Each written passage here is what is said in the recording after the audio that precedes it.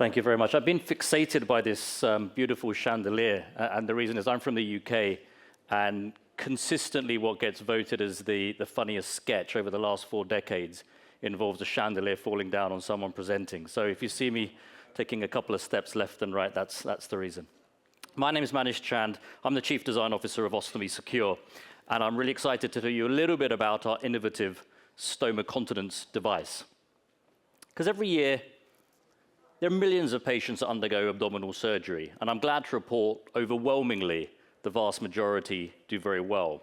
And that means they go home early, they recover quickly, they don't get complications.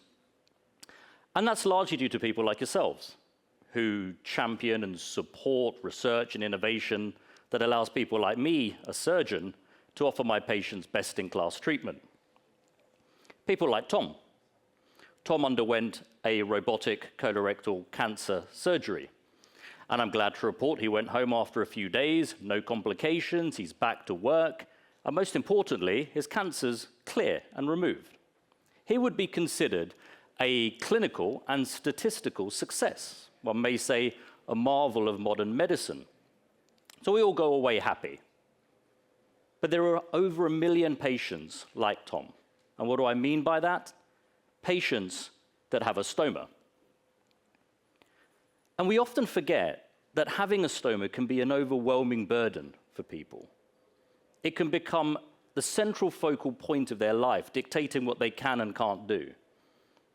And we need to consider this forgotten group. And it's sad that we're going to see so much research and innovation this week, and we have done over the last years. But stoma research and innovation hasn't moved on in decades. And the only game in town is this, a stoma bag. We know that patients that have stomas suffer physical challenges, and that may be skin irritation, it may be a hernia, but actually there's a huge psychological component to it too. And that may be loss of self-esteem, for example. And then there's the societal impact. Often patients with stomas don't feel as though they can participate in society in the same way those that don't have stomas can do so. So we've recognized this unmet need, and we know that there are at least 10 million ostomates worldwide, and over 1 million are created each year. So we recognize this as a significant opportunity to bring a huge benefit to an underrepresented group of patients, and primarily to improve quality of life, but also perhaps improve some of the medical complications that they have to go through. And of course, with innovation often comes economic benefit too. So we at OstomySecure have developed the TIES continence system. So patients don't have to wear a bag, they have a lid. One can think of it as contact lenses to a glasses wearer. And this is how it works.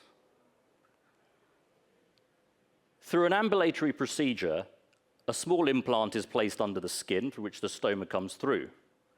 We then apply our digital lid, the eyelid. The patient can wear the lid 6 to 8 hours a day, and then go back home and change it back to a more traditional bag-like system.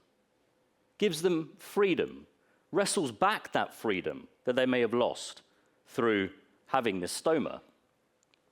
The core component of our system is this implant, and it's a hybrid implant made of titanium and hernia mesh. This is the type of hernia mesh that we already use to repair stomal hernias. It's been an evolution of 10 years worth of work, and this current version, I have to say, is our most exciting yet. Once the implant's placed, we put on the eyelid. And the eyelid allows patients to reconnect with their stoma. It presents them with information. It gives them some degree of control of what's going on with their stoma. They're being presented with real-time monitoring of the pressure, for example, of the effluent that's being presented to it, and it can integrate with electronic healthcare records through your watch, through your phone, through your iPad. And I think this is an important part of this journey for these patients, that they feel as though they're back in control of something which they've lost control of. We're currently going through a phase 2 clinical study, and we've been implanting patients as recently as yesterday morning. These patients will serve as the foundation for our pivotal randomized controlled trial of 160 patients that begins in London later this year. And the primary outcome measure for that is quality of life. This is a quality of life product rather than it being a medical benefit to reduce complications, for example. Here's a couple of pictures fresh off the press. This is what it looks like when implanted.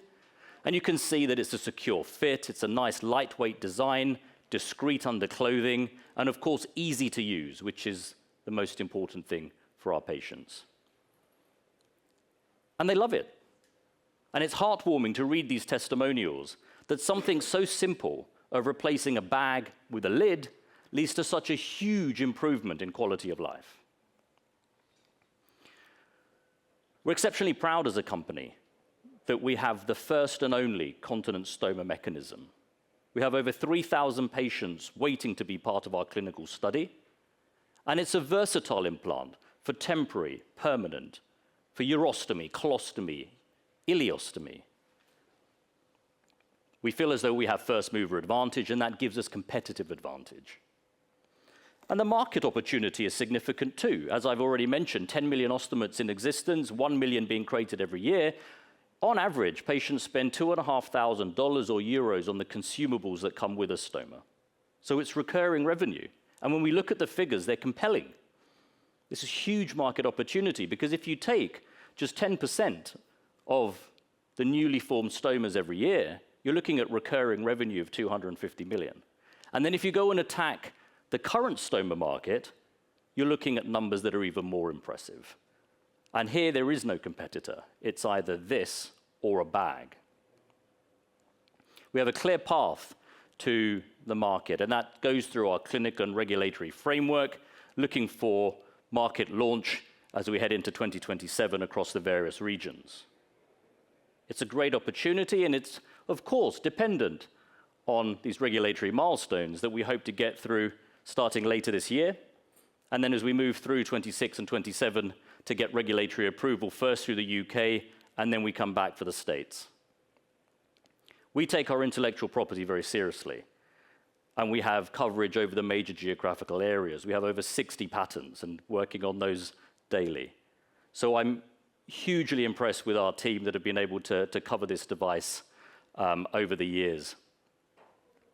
And more impressed that I work with this wonderful leadership team that's headed by Graham Smith, an industry veteran, as I like to call him, who successfully negotiated 5 exits from startups.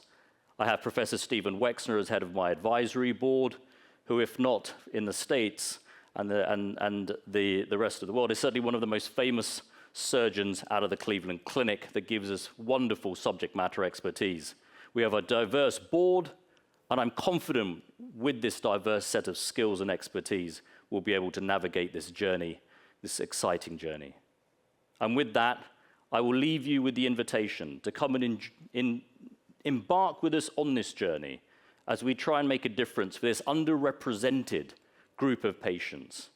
We're here looking for funding. We're in a Series A of $20 million, and that's going to take us through past these regulatory parts of the framework. So with that, I'll bid you farewell, and I'm glad I avoided that chandelier.